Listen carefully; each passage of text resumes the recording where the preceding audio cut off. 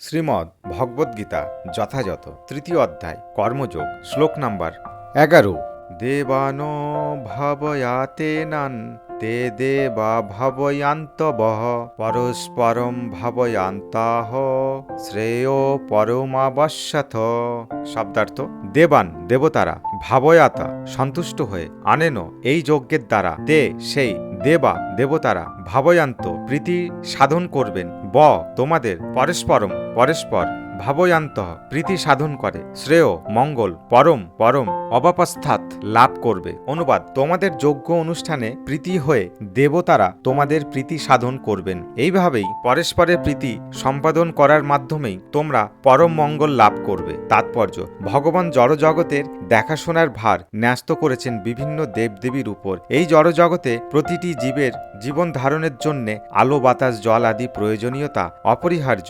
ভগবান তাই এই সমস্ত অকাতরে দান করেছেন এবং এই সমস্ত বিভিন্ন শক্তির তত্ত্বাবধান করার ভার তিনি দিয়েছেন বিভিন্ন দেবদেবীর উপর, যারা হচ্ছেন তার দেহের বিভিন্ন অংশস্বরূপ। এই সমস্ত দেবদেবীর প্রসন্নতা ও অপ্রসন্নতা নির্ভর করে মানুষের যজ্ঞ অনুষ্ঠান করার উপর। বিভিন্ন বিভিন্ন যজ্ঞ বিভিন্ন বিভিন্ন দেবদেবীর তুষ্টি সাধনের জন্য অনুষ্ঠিত হয়, কিন্তু তা হলেও সমস্ত যজ্ঞের যজ্ঞপতি এবং পরম ভোক্তারূপে শ্রীবিষ্ণুর আরাধনা করা হয়। ভগবদ্গীতাতেও বলা হয়েছে যে শ্রীকৃষ্ণ স্বয়ং সমস্ত যজ্ঞের ভোক্তা। ভোক্তারাম যজ্ঞত পোষাতাম। তাই যজ্ঞপতির চরম তুষ্টি বিধান করাই হচ্ছে সমস্ত যজ্ঞের প্রধান উদ্দেশ্য।